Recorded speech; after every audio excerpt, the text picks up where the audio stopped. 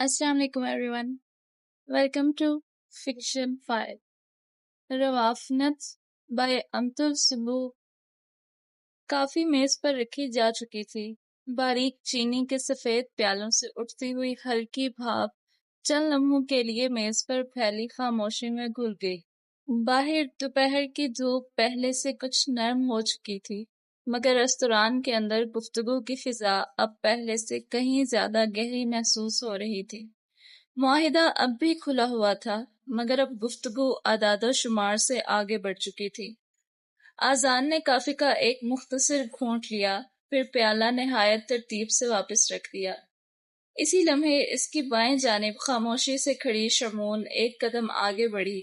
اس کے ہاتھ میں ایک باریک سیاہ فولڈر اور ایک چھوٹا سا برقی آلہ تھا۔ باس، اس نے دھیمی آواز میں کہا، ابھی ہماری قانونی ٹیم کی ای میل موصول ہوئی ہے۔ آپ کی ہدایت کے مطابق انہوں نے اس کمپنی کے گزشتہ بین الاقوامی معاہدوں کا خلاصہ بھیج دیا ہے۔ آذان نے فولڈر لیا، چند لمحے اس پر نظر ڈالی، پھر اسے بند کر کے دوبارہ میز پر رکھ دیا۔ اس نے سامنے بیٹھے تینوں افراد کی طرف دیکھا۔ اس کی نظریں پرسکون تھیں، مگر ان میں ایسی سنجیدگی تھی جس نے سب کو خاموش کر دیا۔ مجھے اب اس معاہدے کے بارے میں اپنی رائے واضح کر دینی چاہیے، اس نے نہایت متوازن لہجے میں کہنا شروع کیا۔ میں کسی ایسے معاہدے پر دستخط نہیں کرتا جسے سمجھنے کے لیے نیت کا سہارا لینا پڑے۔ معاہدہ وہ دستاویز ہوتا ہے جو اس دن بھی اتنی ہی واضح رہنی چاہیے جب اسے لکھا جائے، اور اس دن بھی جب برسوں بعد کوئی تیسرا شخص اسے پڑھ کر فیصلہ کرے۔ اگر کسی عبارت کی دو تشریحات ممکن ہوں تو یقین رکھیے وقت ہمیشہ وہی تشریح منتخب کرتا ہے جو زیادہ نقصان پہنچا سکے۔ وہ چند لمحے رکا۔ میز پر مکمل سکوت تھا۔ وہاں موجود تمام افراد کو جیسے سانپ سونگھ گیا۔ آپ کی کمپنی قابل احترام ہے، آپ کی تحقیق بھی یقیناً مضبوط ہے، اور میں یہ بھی مانتا ہوں کہ اس اشتراک سے دونوں اداروں کو فائدہ پہنچ سکتا ہے، لیکن فائدہ کبھی بھی غیر واضح بنیاد پر تعمیر نہیں کیا جا سکتا۔ کاروبار میں اعتماد ضروری ہوتا ہے، مگر اعتماد کی حفاظت واضح اصول کرتے ہیں، مبہم جملے نہیں۔ عمر شخص خاموشی سے اس کی بات سنتا رہا۔ اس کے چہرے سے اندازہ ہو رہا تھا کہ وہ اختلاف ضرور رکھتا ہے، مگر اذان کے موقف کو غیر منطقی نہیں سمجھ رہا۔ اذان نے اپنی بات جاری رکھی۔ اگر میں آج صرف اس لیے دستخط کر دوں کہ مجھے آپ لوگوں پر اعتماد ہے، تو میں اپنی کمپنی کے ان سینکڑوں لوگوں کے ساتھ انصاف نہیں کر سکوں گا جو اپنی پوری زندگی کی محنت اس ادارے کے نام کرتے ہیں۔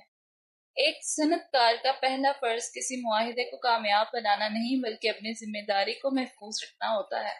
اسی لیے میں اس مسودے پر اس شکل میں دستخط نہیں کر سکتا۔ شمعون نے خاموشی سے فولڈر دوبارہ اس کے ہاتھ میں دے دیا۔ اذان اپنی نشست سے اٹھ کھڑا ہوا۔ جب آپ اس معاہدے کو مزید واضح اور متوازن صورت میں دوبارہ تیار کر لیں تو مجھے خوشی ہوگی کہ ہم دوبارہ ایک میز پر بیٹھیں، کیونکہ میں شراکت سے انکار نہیں کر رہا، میں صرف ایسے آغاز سے انکار کر رہا ہوں جس کے انجام میں غیر ضروری اختلاف کی گنجائش موجود ہو۔ اس نے نہایت وقار سے مصافحہ کیا۔ آپ کا وقت ضائع کرنے پر معذرت نہیں چاہوں گا، کیونکہ میرے خیال میں آج ہم نے کسی ناکام مذاکرات پر نہیں بلکہ ایک بہتر معاہدے کی بنیاد پر گفتگو کی ہے۔ اتنا کہہ کر وہ مڑا۔ شمعون خاموشی سے اس کے ساتھ ہو لی۔ تینوں افراد کچھ لمحے اپنی اپنی جگہ بیٹھے رہے۔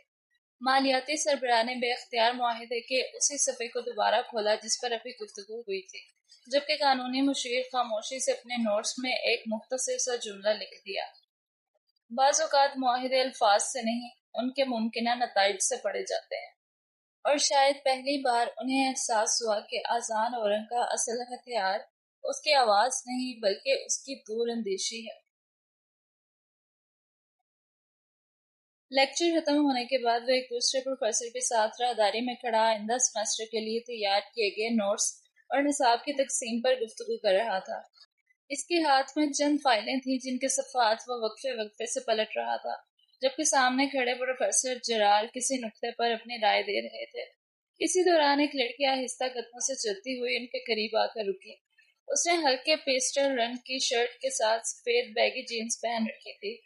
پورے بال نرم لہروں کی صورت کھلے تھے جو کندھوں پر بے ترتیبی سے بکھرے ہوئے تھے. چہرے پر نہایت ہلکا سا میک اپ تھا. کانوں میں ننھے سے اسٹرٹس اور کلائی میں نفیس سا باریک بریسلیٹ اس کی سادگی میں مزید نفاست کا اضافہ کر رہے تھے. سر، ایک منٹ، اسے مؤدبانہ آواز میں پکارا. آذر نے فائل کا صفحہ پلٹتے ہوئے اپنی نظریں وہیں رکھی اور صرف اتنا کہا، جی فرمائیے. سر، کیا میں آپ کا فون نمبر لے سکتی ہوں؟ اس نے بنا کسی تمہید کے اپنا سوال سامنے رکھ دیا. ایک ثانیے کو اس کوریڈور میں خاموشی چھا گئی. آذر نے فائل بند کی مگر اب بھی اس کی طرف نظر اٹھانے کی بجائے نہایت متوازن لہجے میں بولا، کس مقصد کے لیے؟ لڑکی نے اپنے بالوں کی ایک لٹ کان کے پیچھے کرتے ہوئے کہا، اگر کسی کانسیپٹ کو سمجھنے میں مشکل پیش آئے تو پوچھنے کے لیے. آذر نے انتہائی سنجیدگی سے اس کی بات سنی، پھر پرسکون لہجے میں جواب دیا، اس مقصد کے لیے یونیورسٹی انتظامیہ نے کئی پروفیسرز اور ٹیچنگ اسسٹنٹ مقرر کیے ہیں اور طلبہ کی رہنمائی کا پورا نظام موجود ہے. اتنا کہہ کر اسے احساس ہوا کہ شاید اس کا انداز ضرورت سے کچھ زیادہ خوش محسوس ہوا ہو. چنانچہ اسے سنجیدگی مگر نسبتاً نرم لہجے میں اس نے اپنی بات مکمل کی. میں یہاں مستقل موجود نہیں رہوں گا، صرف محدود عرصے کے لیے آیا ہوں. اگر آپ کو میرے تیار کیے ہوئے نوٹس درکار ہوں تو آپ پروفیسر جرار سے لے سکتی ہیں، اور اگر کسی موضوع میں دشواری ہو تو وہ یا متعلقہ کورس انسٹرکٹر آپ کی بہتر رہنمائی کر سکیں گے. اس پورے گفتگو کے دوران اس نے ایک بار بھی نظریں اٹھا کر اس لڑکی کی طرف نہیں دیکھا تھا، اور یہی بات شاید اس لڑکی کو ناگوار گزری. وہ چند لمحے لب بھینچے خاموش کھڑی رہی جیسے اسے اس جواب کی توقع نہ ہو. آذر نے مختصر توقف کے بعد کہا، البتہ اگر اس وقت کسی ٹاپک سے متعلق کوئی سوال ہے تو ہم لائبریری چل سکتے ہیں، ہم وہاں بیٹھ کر آپ کو سمجھا سکتے ہیں. اسے ساتھ کھڑے پروفیسر جرار کی طرف ہلکا سا اشارہ کیا. لڑکی نے ایک لمحہ اسے دیکھا، پھر مصنوعی سی مسکراہٹ کے ساتھ سر ہلا دیا. وہ سمجھ گئی تھی کہ ہم سے مراد اور پروفیسر جرار ہیں. نہیں، ٹھیک ہے، شکریہ. اس کی کہنے کی دیر تھی کہ آذر فوراً سر کو ہم دیتا واپس اس کی طرف پشت کر گیا. لڑکی نے ایک غصیلی نگاہ اس کی پشت پر ڈالی اور پھر پیر پٹکتی وہاں سے چلی گئی. اس کے جاتے ہی پروفیسر جرار نے دبی ہوئی ہنسی کے ساتھ آذر کی طرف دیکھا. تمہیں اندازہ بھی ہے ابھی کیا ہوا ہے؟ آذر نے سر نفی میں ہلا کر سلسلہ کلام وہیں سے شروع کیا جہاں سے ٹوٹا تھا. پروفیسر کو اس کے اس رد عمل کا اندازہ ہو گیا تھا. وہ اس قسم کے معاملات پر بات کرنا پسند نہیں کرتا، سو دوبارہ انہوں نے اس موضوع کو نہیں چھیڑا. آذر نے فائل میں موجود فہرست پر انگلی رکھتے ہوئے کہا، یہ جو اضافی نوٹس ہیں انہیں ان طلبہ میں تقسیم کروا دیجیے گا جن کے نام میں نے اس فہرست میں لکھے ہیں. جرار نے فہرست ہاتھ میں لیتے ہوئے پوچھا، اور اگر کوئی ایسا طالب علم آ جائے جس کا نام اس میں نہ ہو؟ اگر واقعی ضرورت ہو تو اسے بھی ایک نقل دے دیجیے گا. علم کسی فہرست کا محتاج نہیں ہوتا. جرار نے ہلکی مسکراہٹ کے ساتھ سر ہلا دیا. ٹھیک ہے، اگر اجازت ہو تو میں چلوں؟ آج کچھ اور کام بھی نپٹانے ہیں، پھر گھر بھی جانا ہے. بالکل. جرار نے مسافے کے لیے ہاتھ بڑھایا. اللہ آسانی کرے. آذر نے ان کا ہاتھ تھامتے ہوئے جواب دیا، جزاک اللہ خیرن سر. انشاءاللہ پھر ملاقات ہوگی. آذر نے ہلکی سے مسکراہٹ کے ساتھ سر ہلایا. انشاءاللہ. یہ کہہ کر وہ راہداری کے دوسرے سرے کی جانب بڑھ گیا جبکہ اس کے قدموں کی آہٹ آہستہ آہستہ یونیورسٹی کے شور میں گم ہوتی چلی گئی. کوثر ہسپتال کی دوسری منزل پر واقع نجی کمرے کی فضا حسب معمول خاموش تھی، مگر وہ خاموشی بوجھل نہیں بلکہ ایک ایسی ترتیب لی ہوئی تھی جس میں ہر آواز اپنی حد سے آگے بڑھنے سے گریز کرتی تھی. کھڑکی کے پردوں کے درمیان سے چن کر آنے والے دوپہر کی ہلکی سنہری روشنی سفید فرش پر مستطیل نقش بنا رہی تھی. دروازے کے قریب والے بستر پر چھوٹے پورے بالوں والی بچی بیٹھی تھی. اس کی آنکھوں میں پہلے کی نسبت کچھ رنگ لوٹ آیا تھا، لیکن چہرے پر اب بھی بیماری کی ہلکی سی تھکن باقی تھی. دوسری جانب کھڑکی کے قریب والے بستر پر بیٹھی نوجوان لڑکی اپنی گود میں رکھی کتاب کے چند صفحات پلٹ رہی تھی. اس کے دائیں پاؤں پر بندھی پٹی اب پہلے سے کہیں ہلکی محسوس ہوتی تھی. زخم گہرا نہیں تھا مگر مسلسل توڑنے اور گرنے کے باعث پاؤں میں کھنچاؤ ضرور تھا. اس نے کتاب بند کر کے ایک گہرا سانس لیا. یہ کہا کہ دروازے پر دستک ہوئی. پھر دروازہ کھلا اور ایک نرس اندر داخل ہوئی. اس کے ساتھ ایک ویل چیئر بھی تھی جسے وہ دھیرے دھیرے دھکیلتی ہوئی اندر آ رہی تھی۔ آپ کے کچھ ٹیسٹ طے ہیں، اگر اجازت ہو تو چلیں، اس نے نرم لہجے میں کہا۔ اس نے اس بات میں سر ہلایا اور بستر سے اترنے کے لیے پاؤں زمین پر رکھا، لیکن اگلے ہی لمحے اس کی نظر ویل چیئر پر پڑی۔ یہ کس لیے ہے؟ آپ کے لیے۔ اس کے چہرے پر ہلکی سی حیرت اتری، پھر بے اختیار مسکراہٹ میں بدل گئی۔ میرے لیے؟ جی، ڈاکٹر خاور کی ہدایت ہے کہ آپ کو ویل چیئر پر ہی لے جایا جائے۔ وہ چند لمحے خاموشی سے نرس کو دیکھتی رہی، جیسے پہلے اس کی بات کا مطلب سمجھنا چاہتی ہو، پھر نہایت سکون سے بولی۔ مجھے لگتا ہے انہوں نے احتیاطاً ایسا کہا ہوگا، لیکن واقعی اس کی ضرورت نہیں ہے۔ مجھے معاف کیجیے گا، مگر مجھے انہی کی ہدایات پر عمل کرنا ہوتا ہے۔ نرس نے مؤدبانہ انداز میں جواب دیا۔ اس نے پاؤں زمین پر پوری طرح رکھا، ایک دو قدم آہستگی سے چل کر دکھائے، پھر مسکراتے ہوئے بولی، دیکھا، میں آرام سے چل سکتی ہوں۔ میرے پاؤں میں کوئی ایسا فریکچر یا لیگمنٹ انجری، رباط کا شدید نقصان نہیں ہے کہ مجھے چلنے سے روکا جائے۔ صرف معمولی سافٹ ٹشو انجری، جلد اور نرم بافتوں کی معمولی چوٹ ہے، اور ایسی حالت میں ضرورت سے زیادہ سہولت بعض اوقات صحتیابی کو سست بھی کر دیتی ہے۔ نرس کچھ کہنے ہی والی تھی کہ اس نے بات جاری رکھی۔ میں جانتی ہوں کہ ڈاکٹر خاور نے یہ کیوں کہا ہوگا۔ وہ میرے ہفتوں سے جاری مسلسل کام، کمزوری اور گزشتہ چند دنوں کی جسمانی کیفیت کو سامنے رکھ کر زیادہ محتاط ہونا چاہتے ہیں، لیکن اس محسوس زخم کی وجہ سے مجھے ویل چیئر کی ضرورت نہیں۔ صرف آپ کا ساتھ کافی ہے تاکہ اگر اچانک چکر محسوس ہو تو سہارا مل جائے۔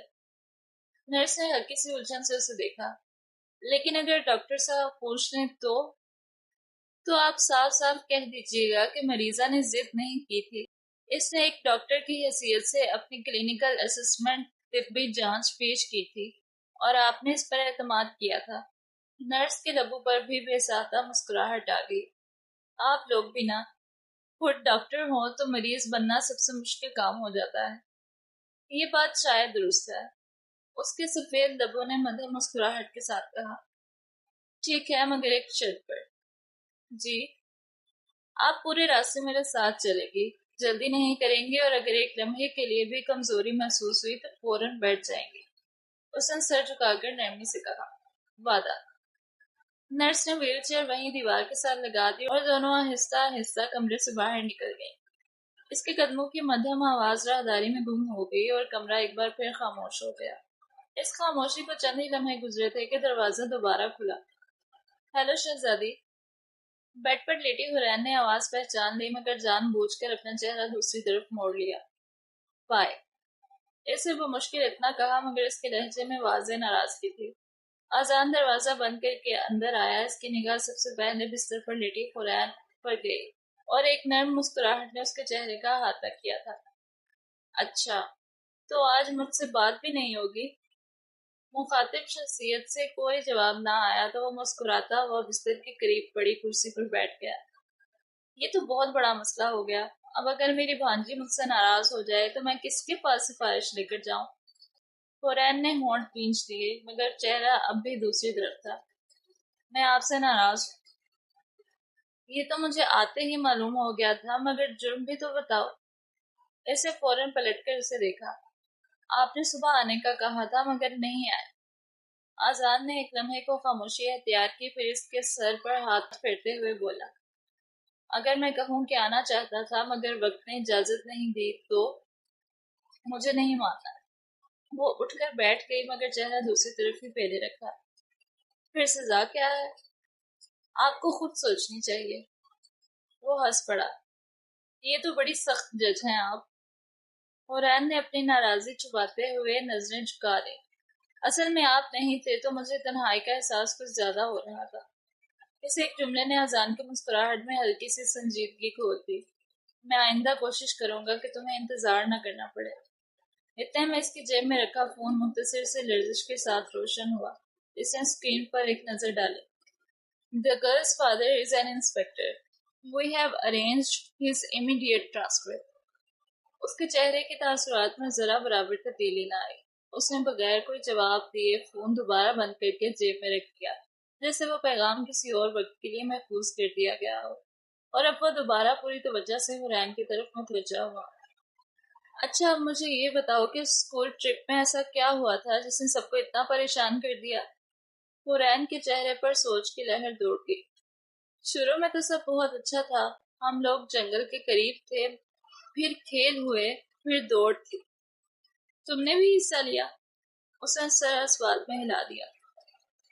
شروع میں سب ٹھیک تھا لیکن کچھ دیر بعد مجھے سانس بہت بھاری لگنے لگی۔ اس کی آواز دھیرے دھیرے مدھم ہوتی گئی۔ ایسا لگ رہا تھا جیسے سینے پر کوئی بہت بھاری چیز رکھتی گئی ہو۔ میں سانس لے رہی تھی مگر پوری نہیں آ رہی تھی۔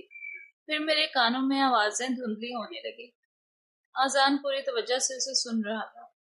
پھر میں نے دوڑنا روکنا چاہا مگر ٹانگیں جیسے میرا کہنا نہیں مان رہی تھی۔ اس کے بعد مجھے کچھ یاد نہیں۔ جب آنکھ کھلی تو میں یہاں تھی۔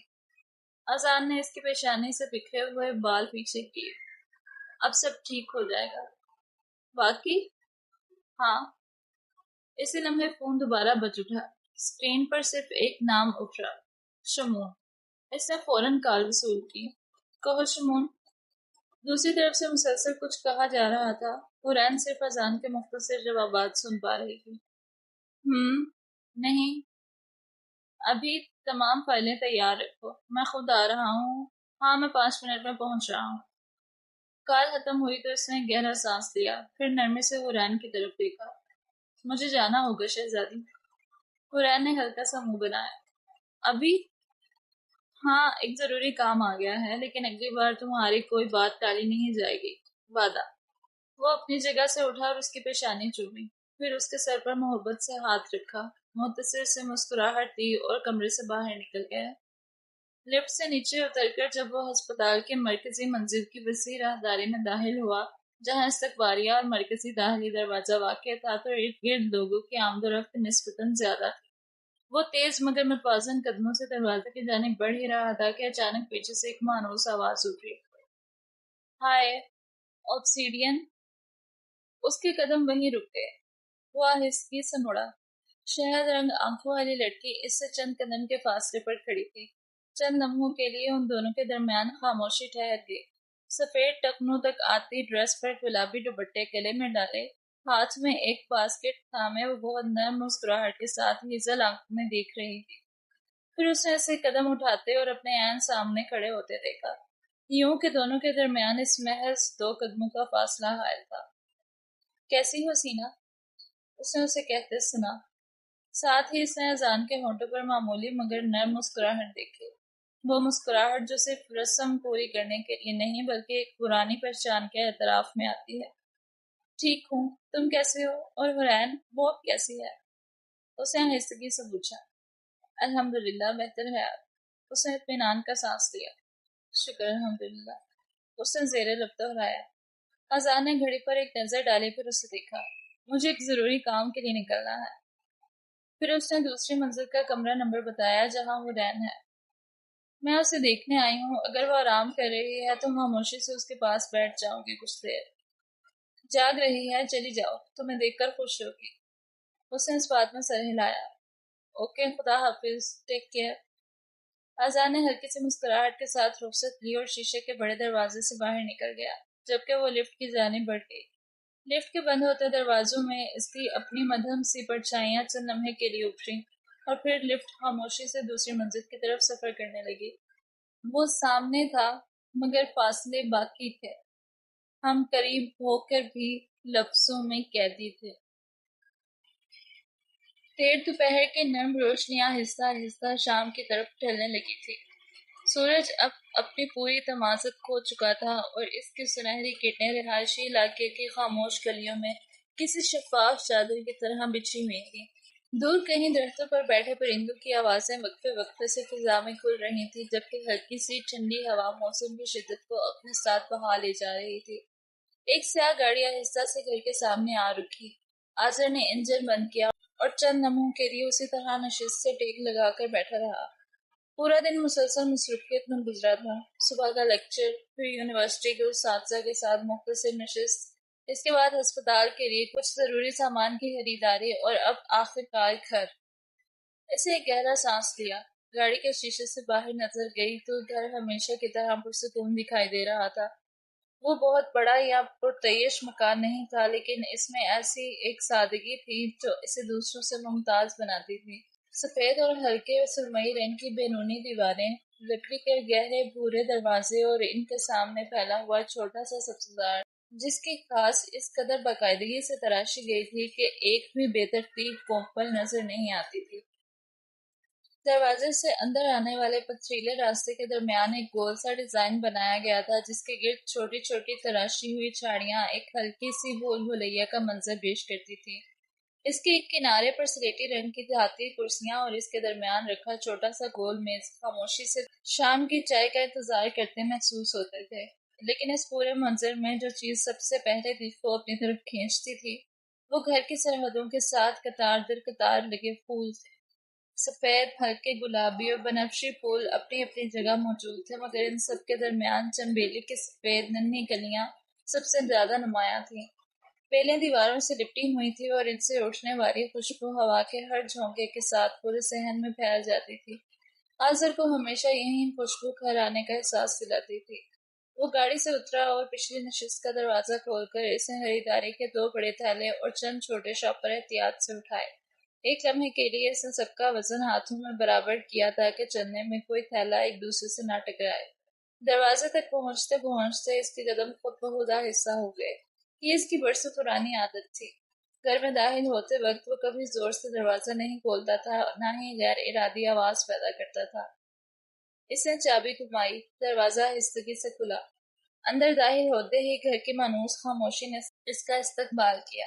سامنے چند قدم کے فاصلے پر لکڑی کا کشادہ کھانے کا میز رکھا تھا جس کے اوپر تازہ دھلے ہوئے میز پوش کی ہلکی سی خوشبو ابھی تک باقی تھی۔ دائیں طرف لیونگ روم کا حصہ تھا جہاں صوفے اپنی ترتیب سے رکھے ہوئے تھے، مگر وہاں اس وقت کوئی موجود نہیں تھا۔ دیوار پر لگی گھڑی کی سوئیاں اپنی مشکل رفتار سے چل رہی تھی اور ان کی ہلکی سی ٹک ٹک خاموش فضا میں صاف سنائی دے رہی تھی۔ آذر نے احتیاط سے تمام تھیلے میز پر رکھ دیے تاکہ ان کی آواز سے کسی کو خلل نہ ہو۔ اسی لمحے کچن کی سمت سے برتن ہلنے کی آواز آئی اور اس کے فوراً بعد ایک مانوس آواز سنائی دی۔ آذر؟ آذر کے لبوں پر بے اختیار مسکراہٹ ڈال دی۔ جی امی، آ گیا ہوں۔ تم نے میسج کیا تھا کہ کچھ ضروری سامان لے کر آؤ گے، وہ سامان لے آئے؟ جی۔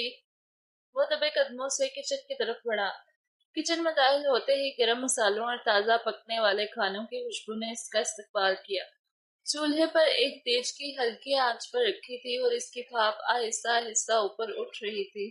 قریب ہی کوثر کھڑی لکڑی کے چمچ سے سالن ہلا رہی تھی۔ ان کے سر پر ڈھیلا سا دوپٹہ تھا جس کا ایک سرا کندھے سے پھسل کر بازو تک آ گیا تھا، مگر وہ حسب عادت ہر چیز کو پوری توجہ سے دیکھ رہی تھی۔ اس کی موجودگی محسوس کر کے انہوں نے مڑ کر بیٹے کو دیکھا۔ چہرے پر شفقت بھری مسکراہٹ آئی، مگر صرف ایک لمحے کے لیے۔ اگلے ہی لمحے ان کی نظر سیدھی اس کے ہاتھوں پر گئی۔ رکو۔ آذر وہیں رک گیا۔ کوثر نے بھویں ذرا سی سکیڑی۔ ہاتھ دھو کر آؤ پہلے۔ آذر اپنی ہتھیلیوں کی طرف دیکھا، پھر ہلکی سی مسکراہٹ کے ساتھ نظریں اپنی ماں کی طرف اٹھائی۔ جی امی۔ اس کے لہجے میں بیزاری تھی، نہ جلدی، نہ ہی یہ احساس کہ اسے غیر ضروری ہدایت دی جا رہی ہے، بلکہ جیسے یہ جملہ اس نے اپنی زندگی میں ہزاروں مرتبہ سنا ہو اور ہر مرتبہ اسی اطمینان سے اس پر عمل کیا ہو۔ کوثر نے دوبارہ چولہے کی طرف توجہ کر لی، لیکن پھر بھی اطمینان نہ ہوا۔ روٹی دھونا مت بھولنا۔ آپ کی کون سی بات بولنے کی اجازت ہے؟ کوثر نے جواب دینے کے بجائے صرف مصنوعی خفگی سے اسے دیکھا، مگر لبوں کے کناروں پر ابھرتی مسکراہٹ چھپ نہ سکی۔ آذر اپنے کمرے کے اٹیچ واش روم کی طرف بڑھ گیا۔ نل کھولتے ہی ٹھنڈے پانی کی دھار اس کی ہتھیلیوں پر گری۔ اسے پوری توجہ سے صابن لگایا، انگلیوں کے درمیان ناخنوں کے کناروں تک اچھی طرح ہاتھ صاف کیے، پھر پانی سے دھو کر تولیے سے خشک کیے۔ آخری بار ہاتھ دھونے سے پہلے وہ ٹوٹی دھونا نہیں بھولا تھا۔ یہ معمول اس کے لیے نیا نہیں تھا۔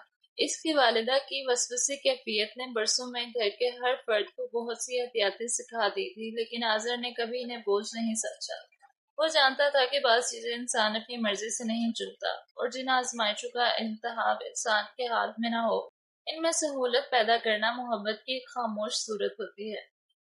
ہاتھ خشک کرنے کے بعد اس نے ایک نظر اپنی آستینوں پر ڈالی، انہیں ہلکا سا سیدھا کیا اور اطمینان سے دوبارہ کچن کی طرف قدم بڑھا دیے۔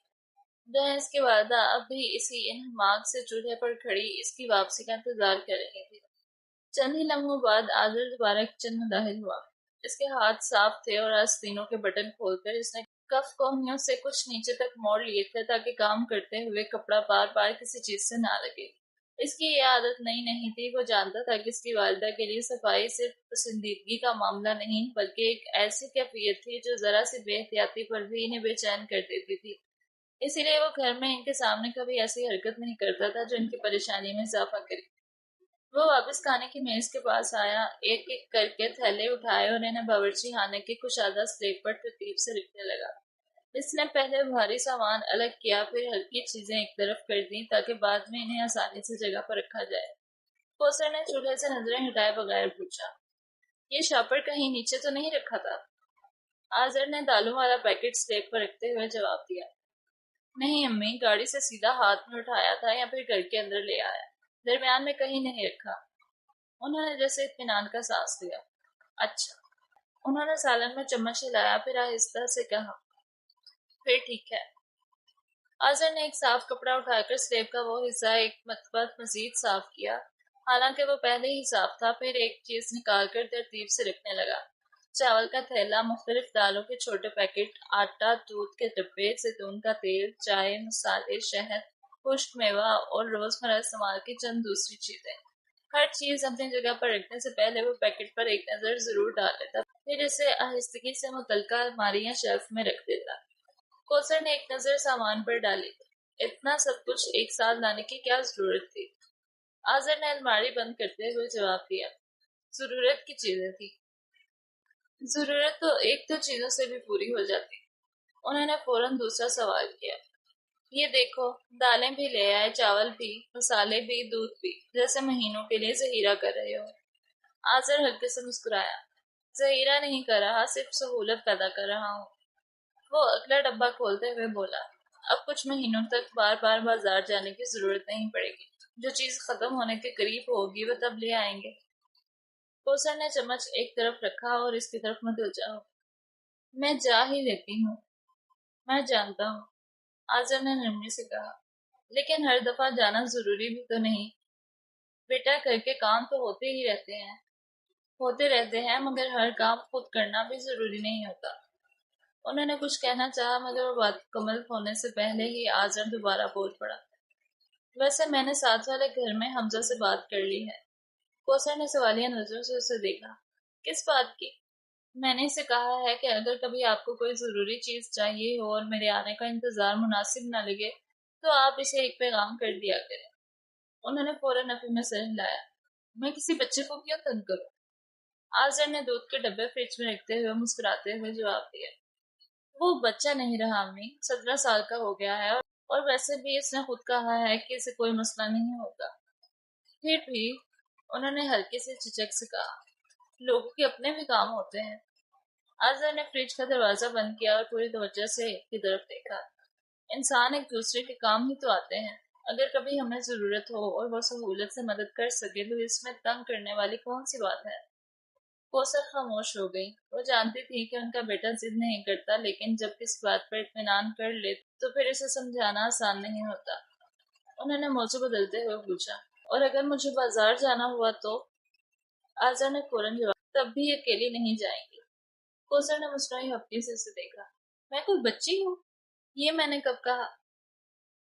پھر ایسے حکم کیوں دے رہے ہو جیسے میں نہیں تم میری ماں ہو؟ آذر ہلکا سا ہنسا، حکم نہیں دے رہا، گزارش کر رہا ہوں، میری اتنی مجال۔ پھر مسکراہٹ پر قابو پاتے سنجیدگی سے بولا، اگر کبھی زیادہ خریداری کرنی ہو تو یا تو حمزہ کو ساتھ لے لیجیے یا پھر عائشہ کے ساتھ چلی جائیے، اگر وہ مصروف ہو تو گاڑی منگوا لیجیے، لیکن اکیلی دھوپ میں زیادہ دیر نہ رکھیے۔ کوثر نے بے اختیار گہرا سانس لیا، صرف چند لمحوں تک بیٹے کو دیکھتی رہی جو پوری توجہ سے ایک ایک چیز اس کی جگہ پر رکھ رہا تھا، جیسے یہ کوئی معمولی گھریلو کام نہیں بلکہ کسی اہم ذمہ داری کا حصہ ہو۔ اسی لمحے اوپر والی منزل سے کسی دروازے کے کھلنے کی ہلکی سی آواز آئی، پھر سیڑھیوں پر آہستہ آہستہ قدموں کی چاپ سنائی دینے لگی۔ کوثر نے آواز کی سمت دیکھا اور ہلکی سی مسکراہٹ ان کے لب پر آ گئی۔ آذر نے بھی غیر محسوس انداز میں سر اٹھایا اور اگلے ہی لمحے سیڑھیوں پر کسی کے اترنے کا منظر آہستہ آہستہ نمایاں ہونے لگا۔ सीढ़ियों पर कदमों की हल्की हल्की चाप करीब आने लगी। चंद लम्हों बाद आयशा ऊपर से उतरती दिखाई दी। इसके घने बाल जल्दी जल्दी में ऊपर एक बेतरतीब से जोड़े में बंधे हुए थे, जिसे वो मुश्किल एक बड़ी सी पिन ने संभाल रखा था। चंद लटें अपनी मर्जी से निकलकर पेशानी और कनपट्टियों के गिर्द बिखर आई थी। इसने ढीली से सफेद टी शर्ट पहन रखी थी, जिसकी आस्तीनें कोहनियों से कुछ ऊपर तक थीं, जबकि नीचे स्याह रंग का आरामदार ट्राउजर पहन रखा था। एक हाथ में मोबाइल था और दूसरे हाथ से वो सीढ़ियों की रेलिंग को हल्के से छूती हुई नीचे उतर रही थी, जैसे अभी भी किताबों या नोट से सर उठा कर आई हो। कोसर ने एक नजर बेटी को देखा और हंस पे आदत गहरा सांस ले लिया। आयशा आयशा ने सीढ़ी का आखिरी जीना उतरते हुए बेफिक्री से जवाब दिया। जी अम्मी। कभी तो ढंग से कपड़े पहन लिया करो, हर वक्त ऐसे लगता है जैसे अभी अभी नींद से उठकर आई हो। आयशा ने अपनी टी शर्ट की तरफ देखा, फिर होंठ सिकोड़ कर बोली, अम्मी ये तो बिल्कुल साफ है। साफ होने की बात नहीं कर रही मैं, कोसर ने मुस्नुई नाराजगी से कहा। जरा इंसानों वाले कपड़े भी पहन लिया करो कभी। आयशा अभी जवाब देने ही वाली थी कि फ्रिज में दूध रखते हुए आजर ने नजर अचानक इसके ट्राउजर पर पड़ी। इसका हाथ वहीं रुक गया। इसने दोबारा गौर से देखा, फिर आहिस्ता से पलटा। आयशा। इसके लहजे में गैर मामूली संजीदगी थी। आयशा ने उसकी तरफ देखा। उसने चंद लम्हे खामोश रहकर कहा, ये मेरा ट्राउजर है। आयशा ने एक लम्हे ट्राउजर की तरफ देखा, फिर पूरी संजीदगी से दोबारा भाई की तरफ तवज्जो हुई। कोई सबूत है? आजर ने बेख्तियार भवें सुकेड़ ली। क्योंकि मैंने खरीदी थी। अच्छा। आयशा ने बिल्कुल संजीदा अंदाज में सर हिलाया। लेकिन अब यह मुझे तोहफे में मिल चुकी है। किससे? अपने ही घर के एक निहायत सही शख्स से। आजर ने दोनों हाथ सीने पर बांध लिए। मुझे तो याद नहीं कि मैंने कोई तोहफा दिया हो। आयशा हंसने से खुद को रोकते हुए बोली, आपने दिया भी नहीं था। फिर मैंने खुद ही कबूल कर लिया था। इस मर्तबा आजर भी हल्का सा मुस्कुरा दिया। वाह, यानी अब मेरे कपड़ों पर भी कब्जा होना शुरू हो गया है। आयशा ने फौरन जवाब दिया, कब्जा नहीं, मुश्तरका इस्तेमाल कहते हैं इसे। यही मुश्तरका इस्तेमाल वाली दलील तुम हफ्सा आपी को भी देती थी। वो मासूम थी, मैं नहीं हूँ। रवानी में कहते हुए उसे एहसास ही नहीं हुआ कि उसने कब वो नाम ले लिया, और उस नाम को सुनते ही कौसर के चेहरे की मुस्कुराहट एकदम गायब हो गई। उन्होंने आंखें बंद करके ज़ेरे लब कुछ पढ़ा कि दिल में उठने वाली तकलीफ कम रहे। भाई, उसने कमर पर हाथ रखते एहतजाजन कहा, मुश्तरका इस्तेमाल सिर्फ उस वक्त तक होता है जब तक इस पर चाय ना गिर जाए, क्योंकि फिर वो जादुई तरीके से दोबारा मेरा ही कपड़ा बन जाता है। आयशा ने मुस्कुराई मासूमियत से आंखें फैलाई। ये सरासर बुहतान है। ये हकीकत है, और इस हकीकत का कोई सबूत है आपके पास? अभी 2 हफ्ते पहले वाली हुडी दिखाऊं? आयशा ने हंसी रोकने के लिए लब दांतों में दबा लिया। इसी दौरान कौसर, जो खुद को जिस एक लम्हे के असर से संभाल चुकी थी, ने दोनों बहन भाइयों को एक नजर देखा और बेख्तियार मुस्कुरा दी। तुम दोनों की ये अदालत बाद में लगा लेना। उन्होंने चम्मच एक तरफ रखते हुए अपनी बात जारी रखी। पहले जाकर हाथ धो लो। तुम कपड़े बदल कर फ्रेश हो जाकर, आजर को देखते कहा, फिर आयशा की तरफ मुतवज्जा हुई। और तुम जरा अपनी किताबें और कागज समेटो, हर वक्त पूरे घर में फैले रहते हैं। मैं मेज पर खाना लगाने लगी हूँ। रोटियां बन गई? आजर ने किचन से निकलने से पहले पूछा। हाँ, आयशा ने बना दी थी तुम्हारे आने से पहले। चलो जाओ दोनों, और 10 मिनट में खाने की मेज पर मौजूद होना। जी अम्मी। दोनों ने तकरीबन एक साथ जवाब दिया। आजर ने स्लेब पर पड़े खाली शापर उठाए, जो मजबूत और साफ थे। इन्हें बड़ी तरतीब से तय करके एक अलमारी के निचले खाने में रख दिया, ताकि अगली खरीदारी में दोबारा इस्तेमाल हो सके। जो गैर जरूरी लिफाफे थे, इन्हें अलग करके रिसाइकल होने वाले कचरे के डब्बे में डाल दिया। भाई, अगर आपको ये ट्राउजर चाहिए तो मैं आज ही साफ करवा कर दे सकती हूँ। अब पहन ही ली है तो आराम से पहन लो। बस अगली बार लेने से पहले बता दिया करो, ताकि मुझे आधा घंटा अपनी ही अलमारी में इसे ढूंढना ना पड़े। आयशा ने कारी निगाह उन दोनों पर डाली और किचन से निकलकर वो दोबारा सीढ़ियों की तरफ मुड़ गई, ताकि ऊपर से अपनी किताबें ले आए। जबकि आसिफ भी अपने कमरे की तरफ बढ़ गया और किचन में खड़ी कौसर दोनों को जाते हुए देखकर बेख्तियार मुस्कुरा दी। घर की यही मामूली सी नोक-झोंक इस मकान को घर बनाती थी। बाहर से उन दोनों की बुलंद आवाजें आ रही थी। वो दोनों अपने अपने कमरे में खड़े किसी नए मौजू पर बहस कर रहे थे। कौसर ने चूल्हे की आंच धीमी करते हुए दोनों बच्चों की तरफ देखा, जो अब भी अपनी अपनी बातों में उलझे हुए थे। ان کے چہرے پر بے اختیار مسکراہٹ آ گئی، مگر اگلے ہی لمحے انہوں نے ماں والے محسوس انداز میں دونوں کو ٹوک دیا۔ بس ابھی بحث ختم کرو دونوں۔ عائشہ نے ہونٹ بیچ کر اپنی ہنسی چھپانے کی ناکام کوشش کی، جبکہ آصر نے سر جھٹکا۔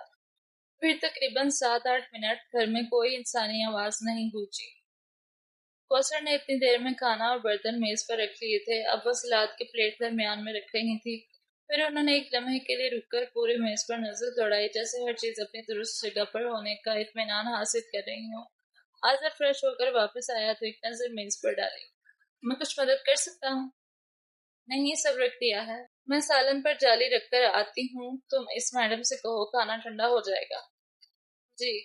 وہ مڑ کر سیڑھیوں کی طرف بڑھ گیا۔ پہلا زینہ چڑھتے ہی اسے غیر محسوس انداز میں پیچھے دیکھا۔ کوثر ابھی بھی میز کے ایک کونے پر رکھے چمچ کو معمولی سے سیدھا کر رہی تھی، حالانکہ وہ پہلے ہی سیدھا رکھا ہوا تھا۔ اسی لمحے عائشہ اوپر سے اپنے کتابوں کا چھوٹا سا ڈھیر اٹھائے نیچے آئی اور آتے ہی بولی، امی میں نے کمرہ سیٹ کر دیا ہے۔ لفٹ خاموشی سے دوسری منزل کی طرف سفر کرنے لگی، اور اس کے بند دروازوں کے پیچھے وہ لمحات چند ثانیوں کے لیے یوں ٹھہر سا گیا جیسے وقت نے بھی اپنی رفتار آہستہ کر لی ہو۔ آرزو کے ذہن میں کوئی واضح سوچ نہیں تھی، بس ایک ہلکی سی تشویش تھی جو ہسپتال کی فضا کے ساتھ مل کر مزید گہری ہو رہی تھی۔ جیسے ہی لفٹ رکی، دروازے کھلے اور وہ سیدھے دائیں جانب مڑی ہوئی اس راہداری میں داخل ہوئی جہاں مریضوں کے کمرے ترتیب سے موجود تھے۔ کمرے کے نمبر دیکھتے ہوئے اس کے قدم آہستہ آہستہ ایک دروازے کے سامنے جا کر رک گئے۔ اندر سے مدھم سی آوازیں آ رہی تھیں اور دروازے کے شیشے سے اندر کا ہلکا سا منظر دکھائی دے رہا تھا۔ اسے ایک لمحہ لیا، پھر دروازہ ہلکے سے کھٹکھٹا کر اندر داخل ہو گئی۔ کمرے کی فضا پہلی ہی نظر میں نسبتاً روشن اور پرسکون محسوس ہوئی۔ بستر پر بیٹھی حورین نے جیسے ہی اسے دیکھا، اس کے چہرے پر ایک فوری سی خوشی دوڑ گئی اور وہ اپنی ناراضی کے تمام آثار بھول کر بے ساختہ مسکرا اٹھی۔ السلام علیکم، آرزو نے اسے دیکھتے ہی کہا۔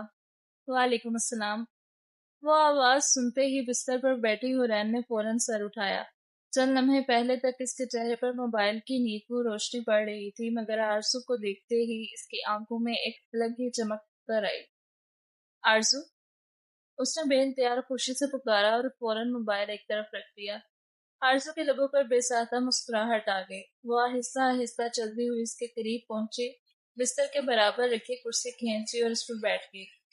کیسی ہو؟ اسے محبت سے پوچھتے ہوئے حورین کے سر پر نرمی سے ہاتھ پھیرا۔ حورین نے ہلکی سی سانس خارج کی اور مصنوعی حقے سے منہ بناتے ہوئے بولی، اب تو ٹھیک ہوں۔ خیر ماموں بھی ابھی یہیں تھے، لیکن پھر کسی کی کال آ گئی، اس لیے انہیں جانا پڑا۔ اس کے لہجے میں شکایت تو تھی، مگر اتنی ہی جتنی کوئی اپنوں سے کیا کرتا ہے۔ آرزو کے ہونٹوں پر ہلکی سی مسکراہٹ اٹھی۔ امی کی طبیعت ٹھیک نہیں تھی، اس لیے میں پہلے نہیں آ سکی، اور آج صبح کلاس تھی۔ حورین نے سر ہلا دیا۔ اس نے ہلکے پھلکے انداز میں خود ہی اپنی کوتاہی کا اعتراف کیا، جس پر حورین کے چہرے کی ناراضی کچھ اور مدھم پڑ گئی۔ آرزو نے خاموشی سے اس کا ہاتھ اپنے ہاتھ میں لے لیا اور اس پر شفقت سے ہتھیلی پھیرتے ہوئے کہا، فکر مت کرو، انشاءاللہ سے بہتر ہو جائے گا۔ بعض اوقات بیماری سے زیادہ اس کے بارے میں مسلسل سوچنا انسان کو تھکا دیتا ہے۔ تم ابھی صرف آرام کرو، خود کو پرسکون رکھو اور باقی معاملات ڈاکٹروں پر چھوڑ دو۔ اللہ نے چاہا تو جلد ہی تم بالکل پہلے جیسی ہو جاؤ گی۔ حورین نے اس کی آنکھوں میں دیکھ کر ہلکی سی مسکراہٹ کے ساتھ سر ہلا دیا۔ اس کے بعد دونوں مختلف باتوں میں مشغول ہو گئے۔ کبھی اسکول کی بات نکلتی، کبھی گھر کی، کبھی حورین کسی چھوٹی سی بات پر ہنس دیتی تو کبھی آرزو اسے کسی واقعے سے بہلانے لگتی۔ انہی باتوں کے دوران دروازے پر ایک ہلکی سی دستک ہوئی اور اگلے ہی لمحے دروازہ کھل گیا۔ 24-25 برس کی ایک نوجوان عورت اندر داخل ہوئی۔ اس کے ساتھ ایک نرس بھی تھی جو نہایت احتیاط سے اسے سہارا دیے ہوئے تھی۔ وہ خود اپنے قدموں پر چل رہی تھی، مگر جسم میں موجود ہلکی سی کمزوری کے باعث نرس نے احتیاطاً اس کا بازو تھام رکھا تھا تاکہ کہیں توازن نہ بگڑ جائے۔ نرس اسے آہستہ آہستہ بستر تک لے آئی۔ وہ عورت بستر کے کنارے بیٹھ گئی اور سانس کو معمول پر لاتے ہوئے نہایت نرم لہجے میں بولی، میں ٹھیک ہوں، شکریہ۔ نرس نے اطمینان سے سر ہلایا، ایک نظر اس کی حالت پر ڈالی اور خاموشی سے کمرے سے باہر نکل گئی۔ اس کی آمد سے چند لمحوں کے لیے آرزو اور حورین کی گفتگو ضرور رک گئی تھی، مگر جیسے ہی نرس باہر گئی، دونوں دوبارہ اپنی باتوں میں مصروف ہو گئیں۔ کچھ دیر بعد آرزو نے اپنے ساتھ رکھی ہوئی ٹوکری اپنی طرف کھینچی، اس کا ڈھکن کھولا اور اس میں اسے مختلف پھل نکالنے لگی۔ ادھر دوسری طرف وہ نوجوان عورت بستر کے ساتھ رکھی میز سے ایک کتاب اٹھا کر خاموشی سے اس کے مطالعے میں مشغول ہو گئی، جیسے کمرے میں موجود باقی ہر آواز اس کے لیے پس منظر کا حصہ ہو۔ آرزو نے پہلے حرین کو چند پھل دیے، پھر ایک چھوٹا سا ڈبہ اٹھایا جس میں تازہ اسٹرابری اور انگور ترتیب سے رکھے ہوئے تھے۔ وہ قدرے مڑ کر اس عورت کی طرف دیکھتے ہوئے بولی، میں کچھ پھل لائی ہوں، اگر آپ چاہیں تو لے لیجئے۔ اس نے ڈبہ اس کی جانب بڑھایا۔ اس نے کتاب سے نظریں اٹھا کر پہلی بار آرزو کو باقاعدہ دیکھا۔ اس کی نگاہ پرسکون تھی اور لہجہ بھی اتنا ہی نرم۔ نہیں شکریہ، آپ لوگ کھائیں۔ اتنا کہہ کر اس نے ہلکے سے سر جھکایا اور دوبارہ اپنی کتاب میں محو ہو گئی۔ آرزو نے بھی اصرار مناسب نہ سمجھا، اس نے وہ ڈبہ حرین کے ہاتھ میں دے دیا اور ٹوکری دوبارہ ایک طرف رکھ دی۔ گفتگو پھر سے وہیں سے شروع ہو گئی جہاں رکی تھی، مگر چند لمحوں بعد آرزو کی نگاہ غیر ارادی طور پر دوبارہ اس عورت کی طرف اٹھ گئی۔ اس بار اس کی توجہ عورت پر نہیں بلکہ اس کے ہاتھوں میں کھلی ہوئی کتاب پر جا ٹھہری۔ زرد مائل صفحات، سادہ مگر نفیس زر ورق اور کسی جانے پہچانے عنوان کی دھندلی سی جھلک۔ وہ چند لمحوں تک خاموشی سے اسی کتاب کو دیکھتی رہی، جیسے ذہن کے کسی بند دروازے پر آہستہ آہستہ دستک دی جا رہی ہو اور اس کے پیچھے سے کوئی پھولی بصری یاد خود کو ظاہر کرنے کی کوشش کر رہی ہو۔ شاید اس مسلسل پڑی ہوئی نگاہ کی حرارت اس عورت نے محسوس کر لی تھی۔ اس نے آہستگی سے کتاب سے نظریں اٹھائے اور نہایت شائستگی سے پوچھا، معاف کیجیے، کیا آپ کو کچھ چاہیے؟ آرزو جیسے اچانک اپنے خیالوں سے چونک کر باہر آئی۔ جی؟ او نہیں نہیں، وہ ہلکے سے مسکرائی اور قدرے جھجکتے ہوئے بولی، اصل میں یہ کتاب دیکھ کر ایسا لگا جیسے میں نے اسے کہیں پہلے بھی دیکھا ہو۔ عورت نے صرف مختصر سا اسبات میں سر ہلایا، پھر بغیر کسی مزید تبصرے کے دوبارہ کتاب کھول کر مطالعے میں مشغول ہو گئی۔ ادھر آرزو بھی خاموش ہو گئی، لیکن اس کی نظریں اب کمرے میں نہیں تھیں۔ اسی ایک لمحے میں اس کے ذہن کے دریچے پر گزشتہ شام کا ایک منظر پوری وضاحت کے ساتھ ابھرنے لگا۔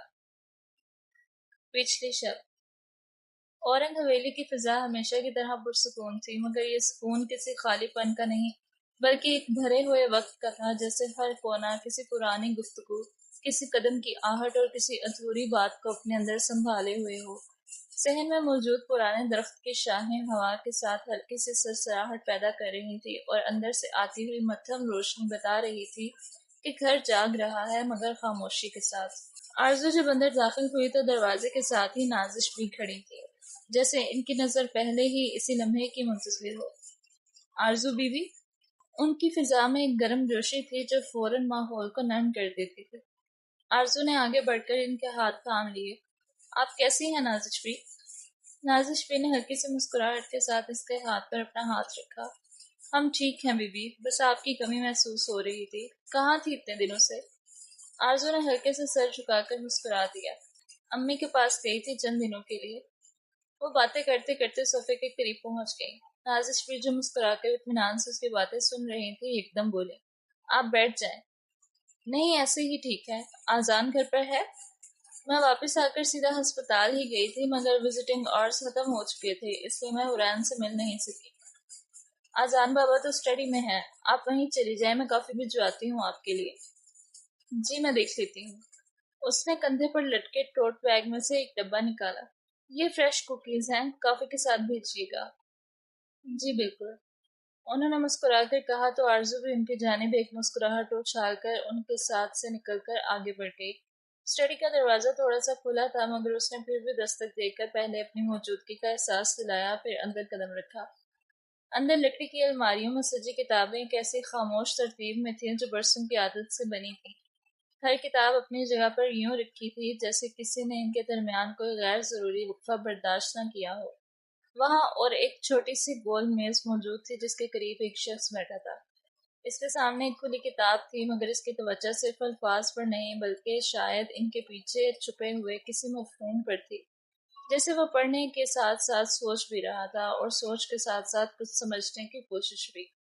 اس لمحے کمرے کی فضا میں ایک معمولی سا تغیر آیا جو شور والا واضح نہ تھا، مگر محسوس ہوا تھا، یوں جیسے کسی نے ہوا کے بہاؤ میں ہلکی سی سمت بدل دی ہو۔ فریم لیس گلاسز پہنے آذان اورنگ کے چہرے پر ایک ہلکی شاز و ناظر آنے والی مسکراہٹ آئی۔ سینا، کیسی ہو؟ ٹھیک ہوں اوبسیڈین، تم کیسے ہو؟ وہ اس کے پاس رکھی جامنی رنگ کی آرام دہ نشست پر بیٹھ گئی۔ ٹھیک ہوں، تم کافی دنوں بعد آئی ہو۔ اس کی آواز میں شکایت نہیں تھی، صرف ایک سادہ سا نوٹس تھا، جیسے وقت کے گزرنے کا ذکر کیا جا رہا ہو۔ آرزو نے نرمی سے کہا، امی کے گھر گئی ہوئی تھی؟ ہاں، میری آج بات ہوئی تھی ان سے، ان کی طبیعت ٹھیک نہیں تھی اور تم نے مجھے بتانا ضروری ہی نہیں سمجھا۔ نہیں، ایسی بات نہیں ہے، اسے فوراً کہا۔ تم حرین کی وجہ سے پریشان تھے، اسی لیے۔ اس نے اپنا جملہ ادھورا چھوڑ دیا۔ اسی وقت ایک ملازم اندر آیا اور خاموشی سے کافی اور سنیکس کی سجی ٹرے رکھ کر جانے لگا، مگر اگلے ہی لمحے سے اذان کی آواز نے روک لیا۔ یہ کوکیز؟ اس نے آرزو کی طرف دیکھا۔ پچھلے کچھ دنوں سے نہیں آئی۔ آرزو نے فوراً وضاحت دی، میں نے پچھلے ہفتے بھیجی تھی، پھر امی کی طبیعت کی وجہ سے رکنا پڑا۔ ملازم خاموش کھڑا تھا، مگر اذان کی نظریں اب بھی اسی پر تھیں۔ تو وہ کہاں گئے؟ اس کے لہجے میں عجیب سی سنجیدگی تھی، جیسے وہ صرف ایک چیز کے ضائع ہونے پر نہیں بلکہ کسی تسلسل کے ٹوٹنے پر بات کر رہا ہو۔ وہ تو ضائع ہو گئے تھے۔ آزاد نے اسے سوالیہ نظروں سے دیکھا تو اس نے فوراً وضاحت دی، سر آپ پچھلے چند دن گھر پر صرف ناشتہ کرتے تھے، کافی کا پوچھنے پر بھی آپ کی جانب سے انکار ہوتا تھا، اسی وجہ سے کوکیز پڑے پڑے ضائع ہو گئے۔ اس نے ملازم کو جانے کا اشارہ کیا اور چہرہ آرزو کی طرف موڑا، پھر آہستہ سے کہا، معاف کرنا آرزو، میری وجہ سے تمہاری محنت ضائع ہوئی۔ آرزو نے فوراً نفی میں سر ہلایا۔ چیزیں ضائع ہو جانا مسئلہ نہیں ہوتا، مسئلہ یہ ہوتا ہے کہ ہم اسے کیسے دیکھتے ہیں۔ اس نے سر ہلایا۔ وہ اپنی جگہ سے اٹھی۔ انہیں چھوڑو اور یہ تازہ کوکیز ٹرائی کرو۔ اس نے ٹرے سے کوکیز والی پرچ اٹھا کر اس کی طرف بڑھائی۔ اسٹڈی میں ایک لمحے کی خاموشی آ گئی، پھر آرزو کی نگاہ میز پر رکھی ایک اور کتاب پر ٹھہر گئی۔ اس نے ہلکے پھلکے انداز میں پوچھا، یہ آپ پڑھ رہے ہو آج کل؟ اذان نے کتاب کی طرف دیکھا۔ ہاں۔ کس قسم کا ناول ہے؟ اسے قدرے دلچسپی سے تفصیل سننی چاہیے۔ یہ ایک جرمن ناول ہے۔ مرکزی کردار ایک ایسا شخص ہے جو اپنی زندگی کے مختلف مرحلوں میں خود کو سمجھنے کی کوشش کرتا ہے، مگر جتنا زیادہ وہ خود کو دیکھتا ہے اتنا ہی زیادہ اپنے اندر اجنبی ہو جاتا ہے۔ وہ تھوڑا سا رکا، پھر اپنی رائے شامل کی۔ مصنف نے انسان کے اندر کی خاموش کشمکش کو بہت سادہ مگر گہرے انداز میں دکھایا ہے۔ ایسا لگتا ہے جیسے ہر شخص بظاہر مکمل ہے، مگر اندر سے کسی نہ کسی طرح بکھرا ہوا بھی ہو سکتا ہے۔ کافی پیتی آرزو نے اس کی پوری بات بہت غور سے سنی، پھر بہت نرمی سے کہا، لیکن ہر انسان کے لیے یہ سچ نہیں ہوتا۔ کچھ لوگ واقعی اندر سے بکھرے ہوئے نہیں ہوتے، بس حالات انہیں غلط زاویے سے دکھا دیتے ہیں۔ یہ اختلاف جارحانہ نہیں تھا، بلکہ ایک فکری دروازہ تھا جو پہلی بار دونوں کے درمیان کھلا تھا۔ آزاد نے اس بات پر کوئی فوری رد عمل نہیں دیا، بس اتنا کہا، ممکن ہے۔ یہی ممکن ہے اس گفتگو کو ختم نہیں کرتا تھا، بلکہ اسے کہیں اور لے جانے کا راستہ کھول دیتا تھا۔ اسی دوران آرزو کی نظر ایک لمحے کے لیے اذان پر ٹھہر گئی، اور اس نے پہلی بار محسوس کیا کہ یہ شخص صرف ایک سخت مزاج یا سنجیدہ انسان نہیں، بلکہ اپنی خاموشیوں میں بہت کچھ سنبھالے ہوئے ہے۔ مگر وہ ابھی اس خیال کو مکمل نہیں کر پائی تھی کہ باہر سے قدموں کی آواز آئی اور وقت کی حقیقت اسے دوبارہ حال میں واپس لے آئی۔ فلیش بیک جیسے ہی اپنی آخری سانس لیتا ہے، منظر دھیرے دھیرے دوبارہ ہسپتال کے کمرے میں واپس آ جاتا ہے۔ وہیں سفید دیواریں، وہیں کھڑکی سے چھن کر آتی دوپہر کی روشنی، اور وہیں خاموش فضا جو پہلے سے زیادہ بوجھل محسوس ہو رہی تھی، جیسے وقت نے اسے اپنے اندر کچھ اور گہرائی سمیٹ لی ہو۔ آرزو چند لمحے یوں ہی کھڑی رہی، جیسے اسے خود اندازہ نہ ہو کہ وہ ابھی حال میں ہے یا کسی پرانی یاد کے کنارے پر۔ اس کی نگاہ غیر ارادی طور پر اس کتاب پر جا ٹھہری جو ابھی کچھ دیر پہلے گفتگو کا سبب بنی تھی، مگر اب اس کتاب میں کوئی نیا مطلب چھپ گیا تھا، ایک ایسا مطلب جو لفظوں سے نہیں بلکہ احساس سے سمجھ آتا ہے۔ اسی لمحے حرین کی آواز نے اس کے خیال توڑ دیے۔ آرزو، آپ کہاں کھو گئی تھی؟ آرزو نے فوراً خود کو سنبھالا اور ہلکی سی مسکراہٹ کے ساتھ اس کی طرف دیکھا۔ کہیں نہیں، بس تمہاری باتیں سن رہی تھی۔ حرین نے بے یقینی سے اس کی طرف دیکھا، مگر پھر پھلوں کی طرف متوجہ ہو گئی۔ کمرے میں ایک نرم سی خاموشی دوبارہ لوٹ آئی، مگر اب یہ خاموشی پہلے جیسی سادہ نہیں تھی، اس میں کچھ سوال شامل ہو چکے تھے۔ آرزو کی نظر لاشعوری طور پر دوبارہ اس مریضہ کی طرف گئی۔ وہ اب بھی اپنی کتاب میں مصروف تھی، مگر اس کی خاموشی اب پہلے جیسی غیر متعلق نہیں لگ رہی تھی، جیسے وہ صرف مریض نہیں بلکہ کسی گہری گفتگو کا حصہ ہو۔ آرزو نے ایک لمحہ لیا، پھر جیسے ہلکی سی ہمت جما کی۔ میں آپ سے ایک بات پوچھ سکتی ہوں؟ اس بار مریضہ نے مکمل توجہ سے اس کی طرف دیکھا۔ جی؟ آرزو نے میز پر پڑی کتاب کی طرف اشارہ کیا۔ اس ناول کے بارے میں آپ کا کیا خیال ہے؟ کیا آپ واقعی سمجھتے ہیں کہ انسان اندر سے ہمیشہ کسی نہ کسی طرح بکھرا ہوتا ہے؟ کمرے میں ایک لمحے کے لیے مکمل خاموشی چھا گئی۔ حورین بھی جیسے ان دونوں کی طرف متوجہ ہو گئی، مگر وہ کچھ سمجھ نہ پائی، صرف دیکھ رہی تھی۔ مریضہ نے کتاب کو آہستہ سے بند کیا اور اسے اپنے ہاتھوں میں لے لیا، پھر بہت نرمی مگر واضح اعتماد کے ساتھ بولی، میں یہ نہیں سمجھتی کہ ہر انسان لازماً بکھرا ہوا ہوتا ہے، لیکن میں یہ ضرور سمجھتی ہوں کہ ہر انسان کے اندر ایک ایسا حصہ ہوتا ہے جسے وہ مکمل طور پر کسی اور کے سامنے نہیں لا سکتا۔ وہ تھوڑا سا رکی، پھر اپنی بات کو آگے بڑھایا۔ مصنف نے اگر بکھراؤ کی بات کی ہے تو شاید وہ اصل میں تنہائی کی بات کر رہا ہے، وہ تنہائی جو انسان کو خود اپنے اندر بھی مکمل طور پر سمجھ نہیں آنے دیتی۔ آرزو نے اس کی بات کو غور سے سنا۔ اس بار اس کے چہرے پر اختلاف نہیں تھا، بلکہ ایک خاموش قبولیت اور تجسس تھا۔ یہ ایک مختلف زاویہ ہے، مریضہ نے سر ہلایا، کیونکہ حقیقت ایک زاویہ نہیں ہوتی، وہ ہمیشہ مختلف زاویوں کا مجموعہ ہوتی ہے۔ بعض کہانیاں ایک ہی شہر میں نہیں لکھی جاتی، ان کے کچھ باب مشرق کی گلیوں میں جنم لیتے ہیں تو کچھ مغرب کے اجنبی شہروں میں اپنا رخ بدلتے ہیں۔ ایسی ہی ایک رات جرمنی کے شہر فرینکفرٹ میں بھی اتر رہی تھی، جہاں بے شمار مسافروں کے درمیان ایک ایسا مسافر بھی موجود تھا جس کے قدم صرف ایک نئے ملک میں نہیں بلکہ ایک نئے امتحان میں داخل ہو رہے تھے۔ لاہور کی گہما گہمی سے بہت دور، یورپ کے قلب میں واقع جرمنی کا شہر فرینکفرٹ اپنی معمول کی شبانہ مصروفیات میں ڈوبا ہوا تھا۔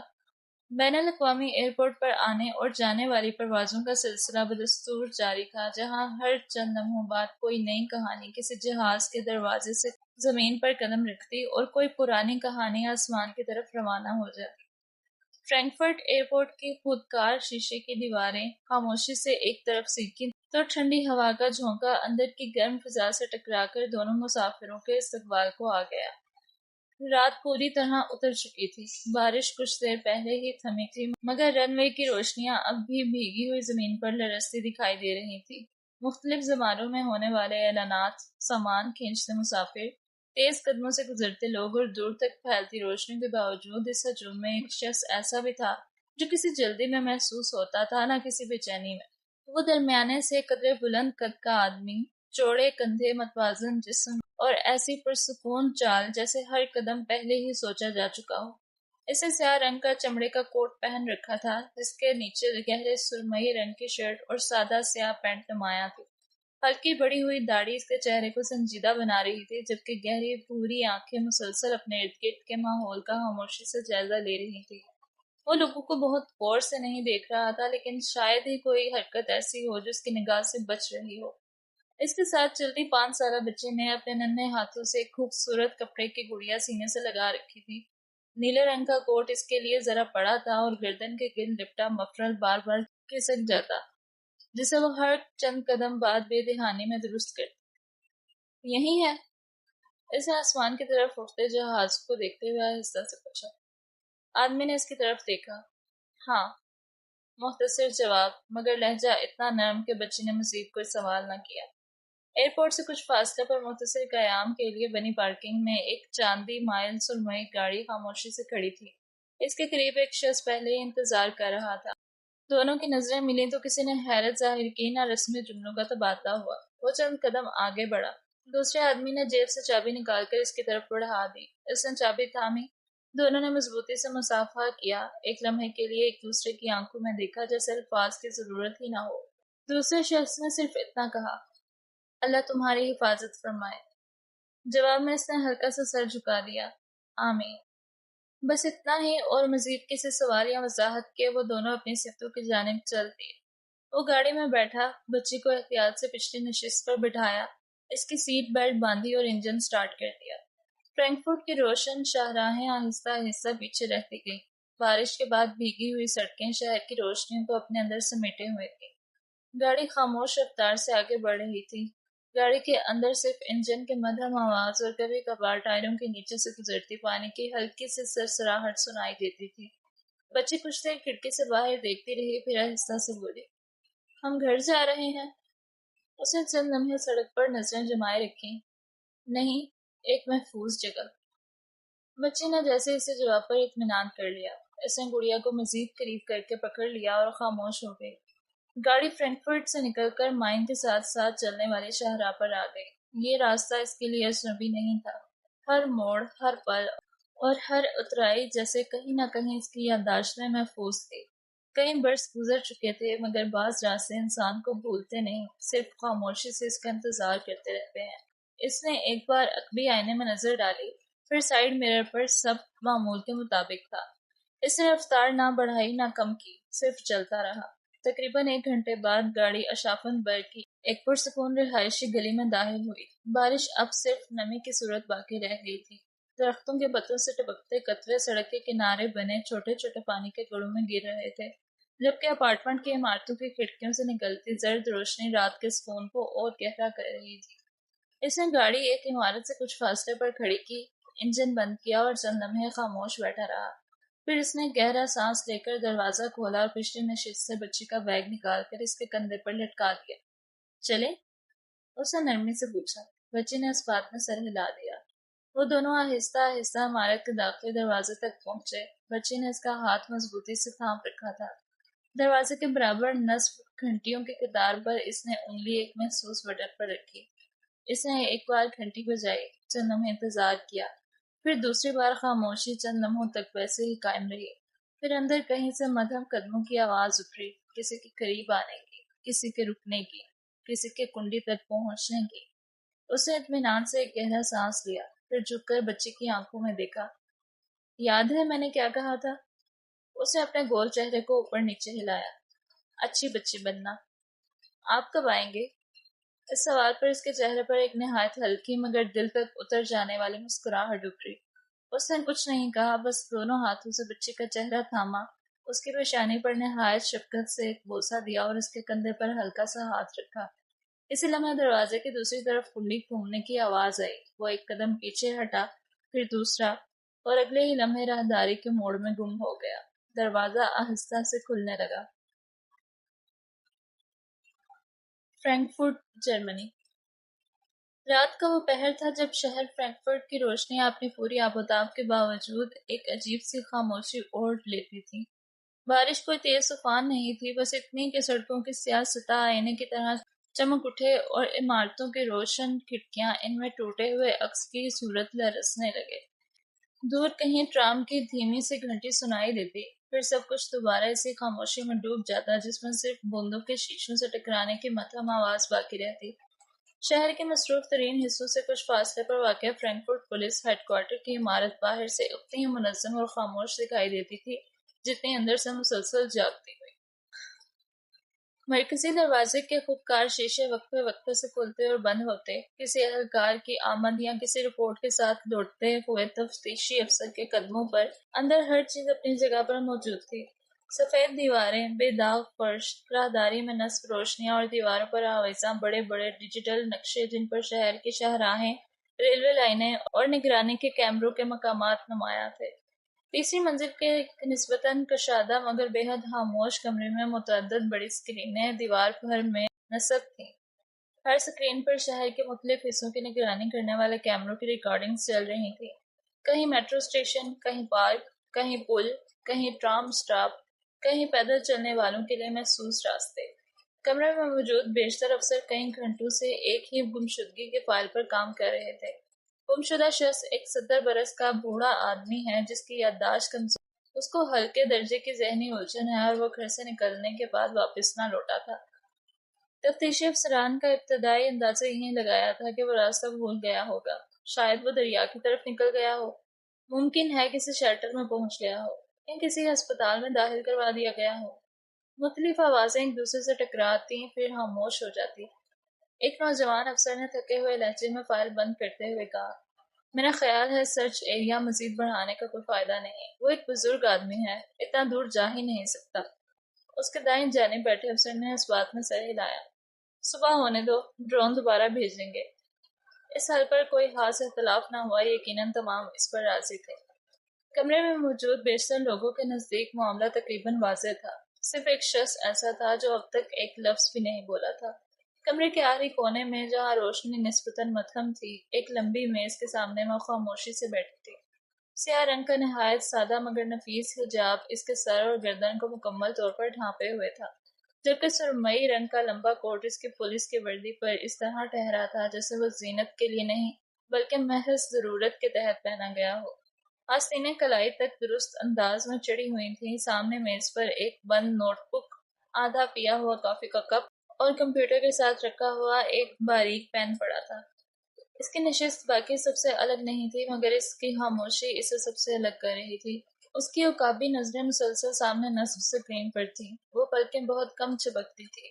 دائیں ہاتھ کی دو انگلیاں میز پر بے آواز وقفوں سے ہلکی ہلکی ضرب دے رہی تھی، جیسے ذہن میں کوئی ترتیب قائم کر رہی ہو۔ اچانک اس نے ماؤس آگے بڑھایا، اسکرین پر چلتی ویڈیو رک گئی۔ پھر اس نے ویڈیو کو چند سیکنڈ پیچھے لے گئی اور پھر اسے چلا دیا۔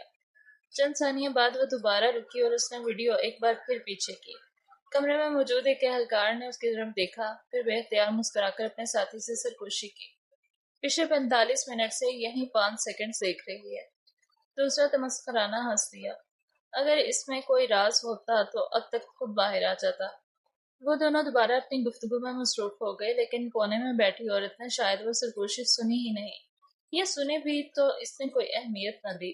اس کی نظریں اب بھی اسی 5 سیکنڈ پر جمی ہوئی تھیں۔ ایک بوڑھا شخص بارش میں بھیگی سڑک پر آہستہ آہستہ چل رہا تھا۔ اس کے ہاتھ میں لکڑی کی چھڑی تھی جس کے سہارے وہ قدم آگے بڑھا رہا تھا۔ اس کے کندھے معمولی سے جھکے ہوئے تھے، جیسے عموماً بزرگوں کے کندھے عمر اور کمزوری کی وجہ سے جھک جاتے ہیں۔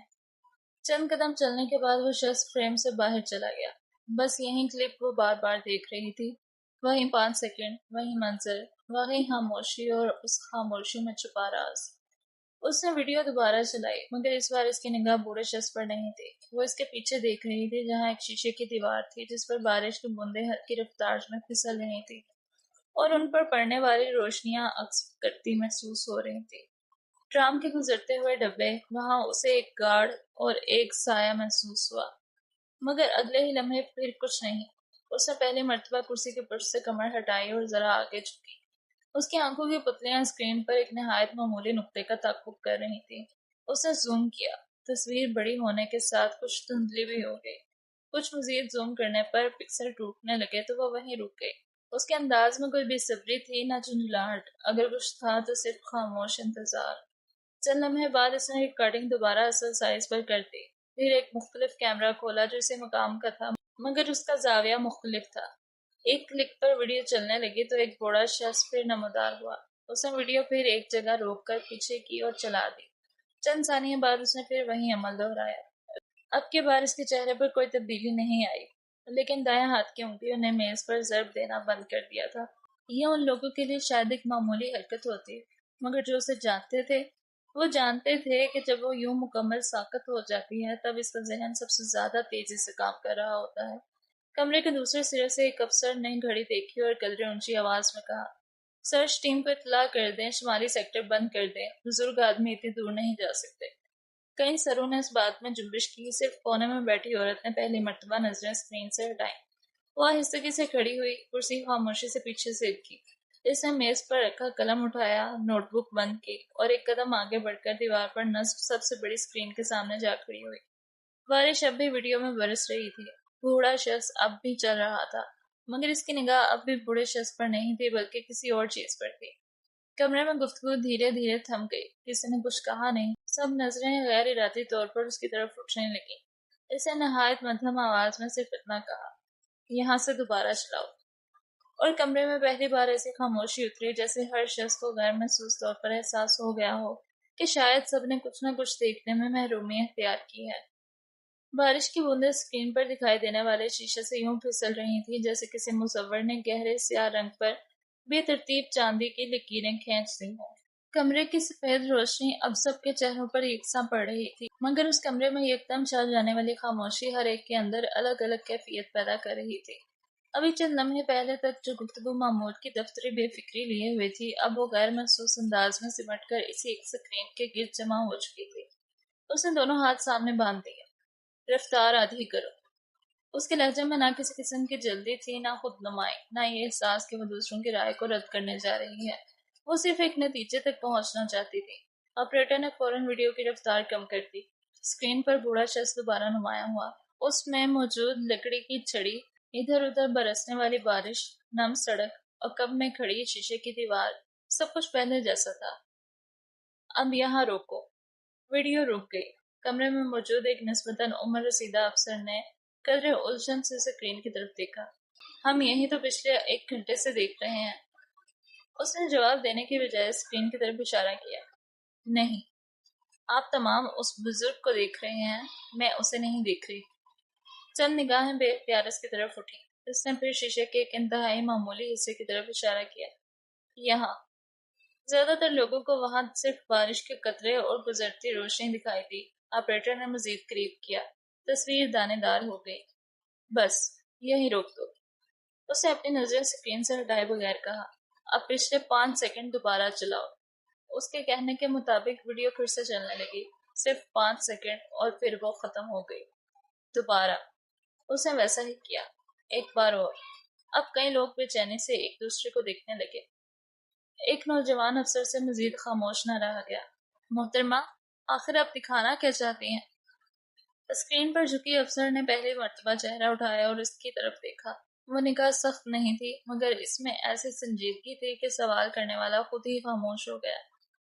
عجلت مشاہدے کی سب سے بڑی دشمن ہوتی ہے تیمور۔ پھر اس نے دوبارہ اسکرین کی طرف رخ کیا۔ اب صرف ٹرام پر دھیان دو۔ ان سب نے پہلی مرتبہ بوڑھے آدمی کے بجائے ٹرام کو دیکھنا شروع کیا۔ ٹرام گزر رہی تھی، اس کے شیشوں میں سامنے والے سڑک کے عکس پڑ رہے تھے، اور پھر ایک لمحے کے لیے وہاں ایک سایہ نمودار ہوا۔ وہ لمحہ بہت مختصر تھا، اتنا مختصر کہ عام رفتار میں شاید انسانی آنکھ اسے دیکھ ہی نہ سکے۔ یہیں روک دو، اس نے فوراً کہا۔ ویڈیو رک گئی۔ کمرے میں موجود تقریباً ہر شخص اسکرین کے قریب آ گیا۔ کیا نظر آیا؟ ادھ کھلے دروازے سے اندر آتے ایک سینئر افسر نے پوچھا۔ اس نے خاموشی سے قلم اٹھایا اور اسکرین پر عکس کے قریب ایک دائرہ بنایا۔ یہ گاڑی۔ سب نے غور کیا۔ وہاں واقعی ایک گاڑی تھی، مگر اس میں غیر معمولی کیا تھا؟ افسر نے اس سے کچھ فاصلے پر کھڑے ہوتے اسکرین کی بجائے اس کی طرف بغور دیکھتے کہا۔ وہ گہری آواز میں بولے۔ اس کی رفتار۔ اس نے افسر کی نظریں خود پر محسوس کر لی تھی، مگر کچھ کہا نہ کوئی رد عمل دیا۔ گاڑیاں تو چلتی ہی ہیں، افسر نے فوراً کہا۔ جی، لیکن اس حصے میں بارش کے دوران، خاص طور پر جب پانی سڑک کے کناروں پر جمع ہونے لگ جائے، تو بہت کم لوگ ہی اتنی رفتار سے گاڑی چلاتے ہیں۔ اس نے ایک گہرا سانس لے کر بات مکمل کی۔ جب تک انہیں جلدی نہ ہو۔ اس نے پلٹ کر ایک نظر کمرے میں گھمائی۔ ان تمام کے چہروں پر تحریر تھا کہ کوئی بھی اس باریکی سے مطمئن نہ ہوا ہو، اور وہ گویا یہی توقع کر رہی تھی۔ اس نے دوسرا کیمرہ کی ریکارڈنگ چلا دی، اسی مقام کی مگر دوسری سین سے۔ چند لمحے خاموشی سے گزرے، پھر اس نے اسکرین پر چلتے ہوئے بوڑھے شخص کی چھڑی کی طرف اشارہ کیا۔ اب صرف چھڑی کو دیکھیے۔ 1-2 بیزار افسران کے علاوہ تمام نے اسکرین کی طرف غور سے دیکھا۔ بوڑھا شخص چل رہا تھا، چھڑی اس کے بائیں ہاتھ میں تھی۔ اس نے ویڈیو 2 سیکنڈ آگے بڑھائی۔ یہاں۔ اس نے انہیں انگلی سے اس کے دائیں ہاتھ کی طرف متوجہ کیا۔ بوڑھے شخص کی چھڑی اب دائیں ہاتھ میں تھی۔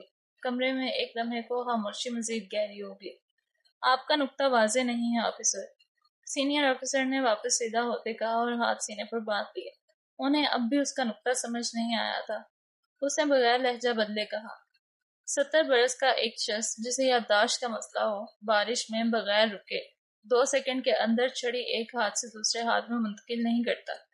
وہ ایک لمحہ رکی، جب تک اس نے جملہ مکمل نہیں کیا بلکہ پیچھے موجود افراد کی طرف دیکھا۔ وہ سب اس کی طرف متوجہ تھے، جب تک کسی نے اسے سہارا دینے کے لیے اس کا بازو نہ پکڑا ہو۔ سینئر افسر اس کی بات مکمل کی۔ جی بالکل۔ کمرے میں پہلی مرتبہ واقعی سکوت چھا گیا۔ کسی نے کچھ نہ کہا، صرف اسکرین چل رہی تھی۔ بارش اب بھی برس رہی تھی۔ وہ آگے بڑھی۔ اب عکس کو دیکھیے۔ اس نے شیشے میں نظر آنے والے دھندلے سائے کی طرف اشارہ کیا۔ یہ وہ دوسرا شخص ہے، لیکن نظر تو نہیں آ رہا۔ ایک نوجوان افسر جو اس کے جونیئر تھے کافی سنجیدگی سے بولا۔ نظر آ رہا ہے، صرف ہم اسے دیکھنا نہیں چاہتے تھے۔ اس کا لہجہ پہلے جیسا ہی دھیما تھا، مگر اب اس میں عجیب سی خشکی بھی تھی۔ یہ شخص پورے فریم میں داخل نہیں ہوتا، صرف عکس میں رہتا ہے، کیونکہ وہ جانتا ہے کہ مرکزی کیمرہ کہاں نصب ہے۔ اب ایک ایک لفظ کمرے میں بیٹھے ہر شخص کے ذہن میں اتر رہا تھا۔ اس نے بغیر کسی فاتحانہ انداز کے اگلا جملہ کہا، یہ گمشدگی نہیں، خاموشی، یہ منصوبہ بندی ہے۔ سینئر افسر نے سمجھنے والے انداز میں سر ہلایا، باقی تمام خاموش رہے۔ سر، اس بار خاموشی ایک بھاری مردانہ آواز سے ٹوٹی تھی جو دروازے پر نمودار ہونے والے شخص کی تھی۔ اس نے سینئر افسر کو بہت مدھم آواز میں کچھ کہا اور پھر کمرے سے نکل گیا۔ فوراً جنوبی سیکٹر کو اطلاع دے، افسر نے اس کی طرف دیکھتے حاکمانہ انداز میں کہا۔ تمام سی سی ٹی وی اسی گاڑی کے روٹ پر نکالو۔ دو افسر فوراً حرکت میں آئے۔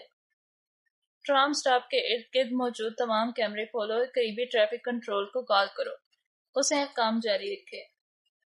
چند لمحے پہلے جو لوگ فائل بند کرنے والے تھے اب ایک دوسرے سے آگے نکلنے کی کوشش کر رہے تھے۔ ایک کئی فون بجنے لگے، کی بورڈ پر انگلیاں دوڑنے لگیں، نقشوں پر نئی سرخ لکیریں ابھر آئیں اور وہ ان سب کے درمیان خاموش کھڑی تھی۔ اس نے نہ کسی کو روکا نہ خود کو سراہا، صرف ایک بار پھر اسکرین کی طرف دیکھا۔ اس کی آنکھوں میں اب بھی وہی سکون تھا جیسے یہ معمہ ابھی مکمل حل نہیں ہوا بلکہ صرف پہلا دھاگا ہاتھ آیا ہو۔ وہ اپنی کرسی کی جانب بڑھ گئی۔ اسی لمحہ دروازہ تیزی سے کھلا۔ ایک کم عمر اہلکار ہانپتا ہوا اندر آیا۔ اس کی نظریں سیدھی اس خاتون پر جا ٹھہریں۔ افسر غفور۔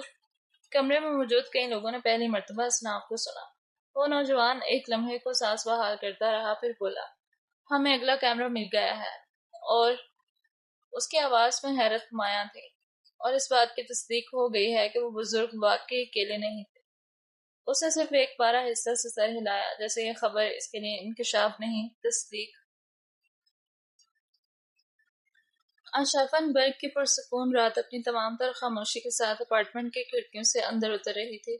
باہر بارش تھم چکی تھی، مگر بھیگی ہوئی سڑکوں پر اسٹریٹ لائٹس کی زرد روشنی اب بھی لرز رہی تھی۔ دور کہیں دریائے مائن کے کنارے سے گزرنے والی گاڑیوں کی مدھم آوازیں کبھی کبھار اس سکون میں ہلکی سی جنبش پیدا کر دیتی، پھر ہر طرف پہلے جیسی خاموشی پھیل جاتی۔ کمرے کے ایک کونے میں رکھی لکڑی کی میز پر لیپ ٹاپ کھلا تھا۔ اس کے برابر کئی قانونی فائلیں ترتیب سے رکھی تھیں، کچھ پر رنگین نشانیاں لگی ہوئی تھیں، جبکہ ایک موٹی قانون کی کتاب آدھی کھلی میز کے کنارے رکھی ہوئی تھی۔ قہوے کا ایک مگ کافی دیر پہلے ٹھنڈا ہو چکا تھا، مگر اس کی طرف کسی نے دوبارہ توجہ نہیں دی تھی۔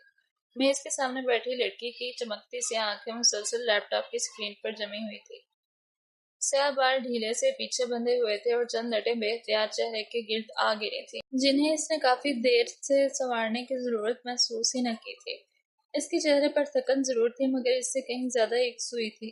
فون سپیکر پر رکھا تھا۔ دوسری طرف سے ایک نوجوان لڑکی کی آواز سنائی دی، میڈم، اگر مخالف وکیل یہ موقف اختیار کرے کہ خاتون نے بچوں کو ان کے والد کی اجازت کے بغیر گھر سے نکالا تو کیا عدالت اسے اغوا تصور نہیں کرے گی؟ لڑکی نے نظریں اسکرین سے ہٹائے بغیر سامنے رکھی فائل کا ایک صفحہ پلٹا۔ اگر تم صرف الزام پڑھو گے تو شاید یہیں لگے گا، اس نے نہایت پرسکون لہجے میں کہا، لیکن اگر تم الزام کے پیچھے کی وجہ پڑھو گے تو مقدمہ بدل جائے گا۔ دوسری طرف چند لمحے خاموشی رہی۔ میں سمجھی نہیں۔ اس نے لیپ ٹاپ پر موجود ایک دستاویز کھولے۔ عدالتیں صرف یہ نہیں دیکھتی کہ کیا ہوا، وہ یہ بھی دیکھتی ہیں کہ کیوں ہوا۔ وہ چند لمحے رکی، پھر اسی ٹھہراؤ سے بولی، اگر ایک ماں اپنے بچوں کو ایسے گھر سے نکالتی ہے جہاں ان کی جان یا ذہنی صحت مسلسل خطرے میں ہو تو ہر دروازہ توڑنا جرم نہیں ہوتا، بعض اوقات وہیں دروازہ کسی زندگی کو بچا لیتا ہے۔ دوسری طرف سے آہستہ سے جواب آیا، تو ہمیں موقف دفعہ بدل دینا چاہیے؟ نہیں، اس کا جواب فوری تھا، ہم موقف نہیں بدلیں گے، ہم عدالت کو وہ حقیقت دکھائیں گے جسے دوسری طرف صرف ایک الزام بنا کر پیش کر رہی ہے۔ فون کی دوسری طرف خاموشی چھا گئی، پھر نوجوان وکیل نے ہلکے سے مسکرا کر کہا، مجھے لگتا ہے اسی لیے لوگ آپ کے ساتھ کام کرنا چاہتے ہیں۔ اس کے لبوں پر بھی مدھم سے مسکراہٹ آئی۔ نہیں، اسے فائل بند کرتے ہوئے کہا، لوگ ہمیشہ سچ کے ساتھ کام نہیں کرنا چاہتے، بس کوشش کرو کہ تم ان میں شامل نہ ہو۔ اسی لمحے دروازے کی گھنٹی بجی۔ وہ ایک لمحے کے لیے رکی، دیوار پر لگی گھڑی کی طرف دیکھا، رات کافی ہو چکی تھی۔ اس وقت چند لمحے وہ خاموش بیٹھی رہی، جیسے ذہن میں ایک امکان ابھرا ہو اور اسی لمحے رد بھی ہو گیا ہو۔ پھر اس نے فون اٹھایا، باقی فائل صبح دیکھتے ہیں۔ اس نے کال منقطع کی، کرسی سے اٹھ کر دروازے کے قریب دیوار پر لگی لکڑی کی کیل سے اپنا ہلکا سا دوپٹہ اتارا اور نہایت عادت کے ساتھ اسے سر اور کندھوں پر درست کیا۔ چند قدم بعد وہ دروازے تک پہنچی، ہینڈل آہستہ سے گھمایا تو اگلے ہی لمحے دروازہ کھل گیا۔ دروازے کے باہر اس کے سامنے ایک ننھی سی بچی خاموشی سے کھڑی تھی، نیلے رنگ کے کوٹ میں لپٹی، سینے سے ایک کپڑے کی گڑیا لگائے وہ برابر میں رکھا ایک چھوٹا سا سفری بیگ۔ سے آنکھوں میں پہلی بار حیرت کی ایک واضح لہر اٹھی۔ اس نے بے اختیار راہداری کی طرف نظر دوڑائی، مگر وہاں کوئی نہیں تھا۔ جاری ہے۔